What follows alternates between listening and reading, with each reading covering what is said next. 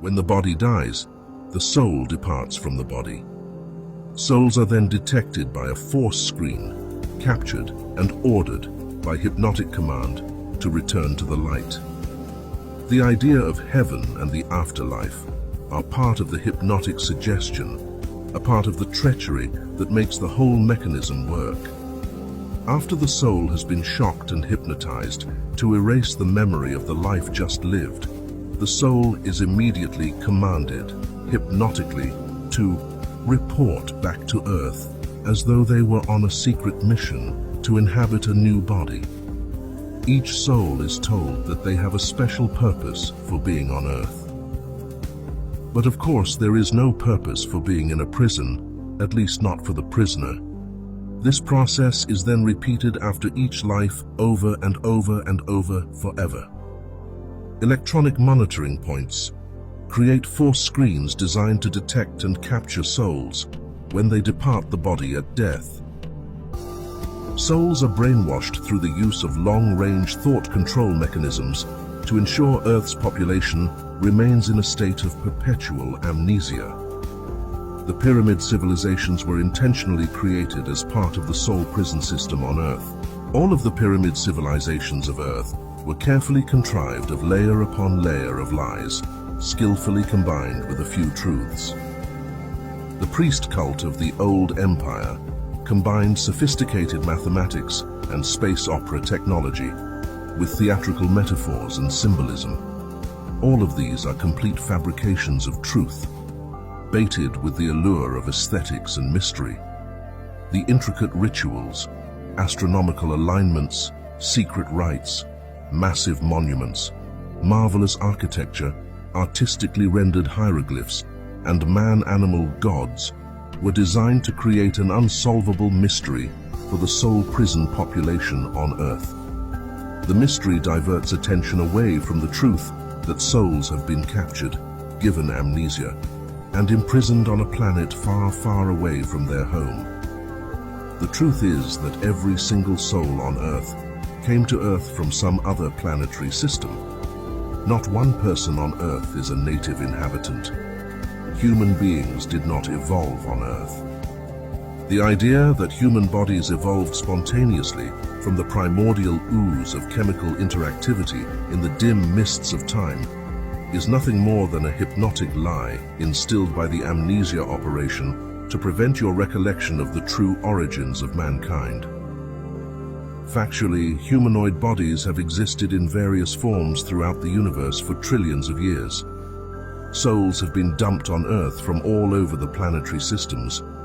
There are souls here from many different civilizations, cultural backgrounds, and planetary environments. Each of the various soul populations have their own languages, belief systems, moral values, and unknown and untold histories.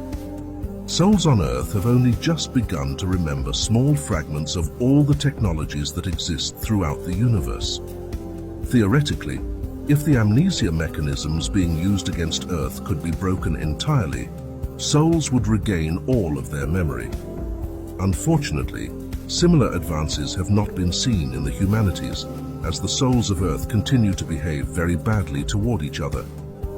This behavior, however, is heavily influenced by the hypnotic commands given to each soul between lifetimes, and the very unusual combination of inmates on Earth.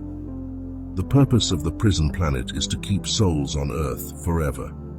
Promoting ignorance, superstition, and war between souls helps to keep the prison population crippled and trapped behind the wall of electronic force screens. Every soul is basically good.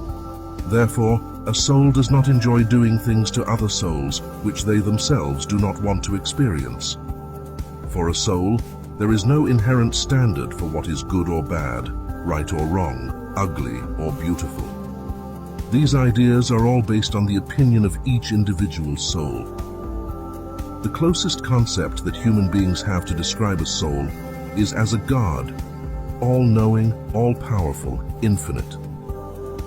So how does a god stop being a god? They pretend not to know. How can you play a game of hide and seek if you always know where the other person is hiding?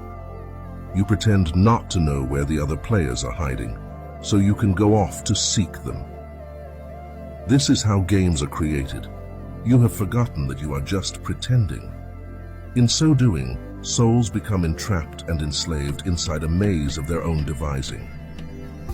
A common denominator of souls seems to be the desire to avoid boredom.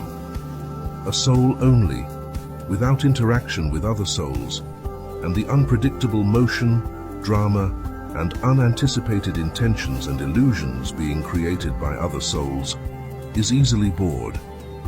What if you could imagine anything, perceive everything, and cause anything to happen at will? What if you couldn't do anything else? What if you always knew the outcome of every game and the answer to every question? Would you get bored? Souls diminish their ability in order to have a game to play. Souls think that any game is better than no game. They will endure pain, suffering, stupidity, privation, and all manner of unnecessary and undesirable conditions just to play a game. Pretending that one does not know all, see all, and cause all is a way to create the conditions necessary for playing a game. Unknowns, freedoms, barriers, and/or opponents and goals. Ultimately, playing a game solves the problem of boredom. In this fashion, all of the space, galaxies, suns, planets, and physical phenomena of this universe, including life forms, places, and events that have been created by souls and sustained by mutual agreement that these things exist. Imagine what might happen if all of the inmates in the prison suddenly remembered that they have the right to be free. What if they suddenly realized that they have been falsely imprisoned and rise up as one against the guards? They are afraid to reveal anything that looks like the civilization of the inmates' home planets. A symbol, a spaceship, an advanced electronics device, or any other remnant of civilization from a home planet could remind a soul and rekindle his memory. Sophisticated technologies of entrapment and enslavement, which were developed over millions of years in the old empire, have been applied to the souls on Earth with the intention to create a false facade for the prison. These facades were installed on Earth in totality all at once. Every piece is a fully integrated part of the prison system.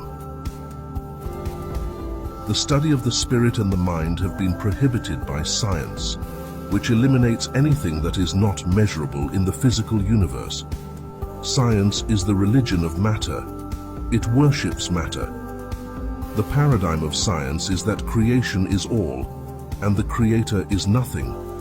Religion says the creator is all, and the creation is nothing. These two extremes are the bars of a prison cell.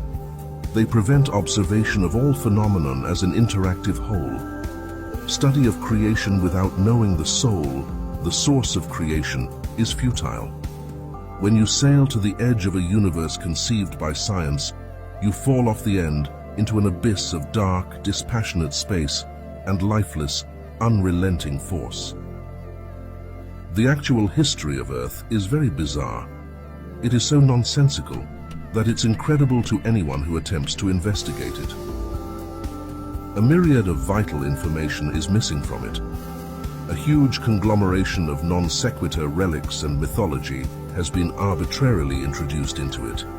The volatile nature of the Earth itself cyclically covers, drowns, mixes, and shreds physical evidence. These factors, combined with amnesia and post-hypnotic suggestions, false facades, and covert manipulation, make a reconstruction of the factual origins and history of Earth civilizations virtually indecipherable.